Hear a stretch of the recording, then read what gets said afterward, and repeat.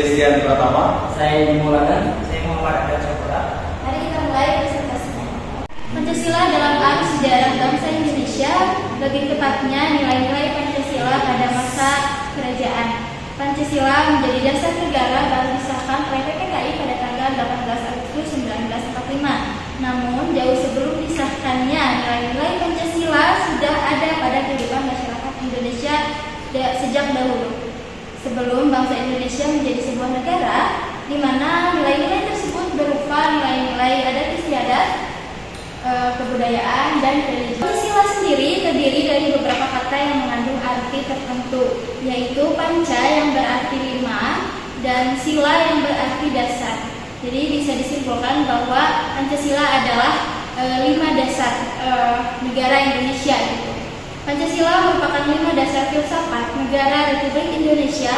Sila-sila yang terdapat pada Pancasila juga sudah tercantum dalam pembukuan Undang-Undang Dasar 1945. Pancasila juga merupakan pedoman hidup bangsa dan bernegara bagi seluruh rakyat Indonesia.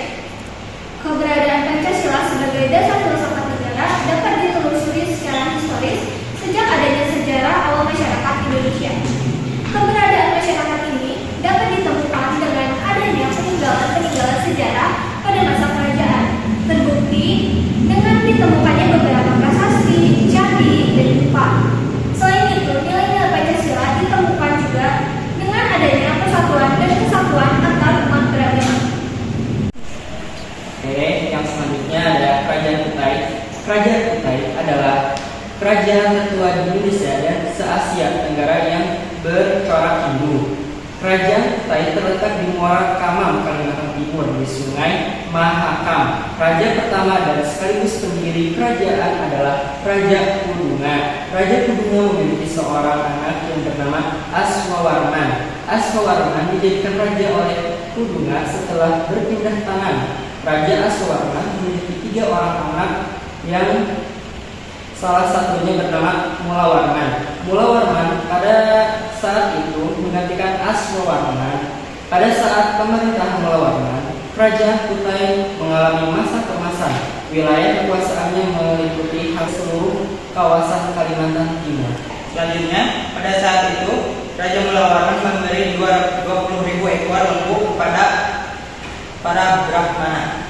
Atas kebaikannya itu, para Brahmana membuat 7 buah dupa sebagai tanda terima kasih.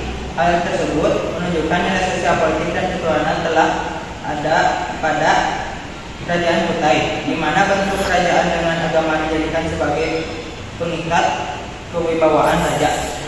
Kerajaan Sriwijaya adalah kerajaan Melayu kuno di Pulau Sumatera yang banyak berpengaruh di Kepulauan Melayu. Kerajaan Sriwijaya didirikan oleh Dapunta yang Ciyacanaka. Kerajaan Sriwijaya banyak dipengaruhi budaya India, agama Hindu.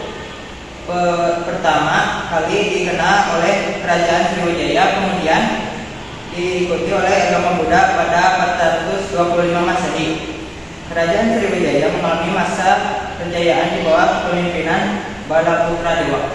Selanjutnya yaitu nilai-nilai Pancasila pada Kerajaan Kutai. Nilai ketuhanan memeluk agama Hindu, pusat agama Buddha di Asia Tenggara. Lalu ada nilai kerakyatan, rakyat Kutai hidup sejahtera dan makmur. Nilai persatuan, nilai kekuasaannya meliputi hampir seluruh kawasan Kalimantan Timur. Nilai kemanusiaan bersifat terbuka terhadap budaya asing yang masuk. Dan yang terakhir ada nilai keadilan dan membedakan latar belakang baik itu buruk maupun baik. Jadi kesimpulannya adalah nilai-nilai Pancasila sudah terbukti jika telah diterapkan pada masa kerajaan. Mulai dari nilai persatuan yang terjadi pada masa kerajaan Sriwijaya dan kerajaan Kutai Kartanegara, nilai ketuhanan, nilai kemanusiaan, dan nilai-nilai politik.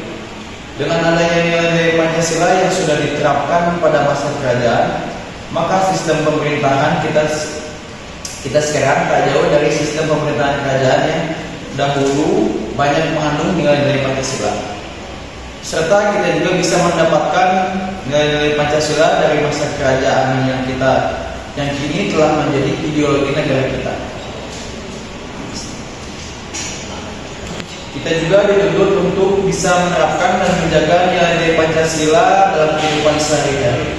Jika kita bisa mempertahankan dan memperjuangkan nilai Pancasila yang kita gunakan sebagai ideologi negara ini pada saat ini, maka kita akan mudah untuk mencapai kemakmuran, kesejahteraan, dan mempertahankan kesatuan negara Republik Indonesia. Mungkin sekian presentasi dari kelompok 1, mudah-mudahan dapat memberikan manfaat kepada orang yang menontonnya. Mohon maaf bila ada salah kata. Sekian. Assalamualaikum warahmatullahi wabarakatuh.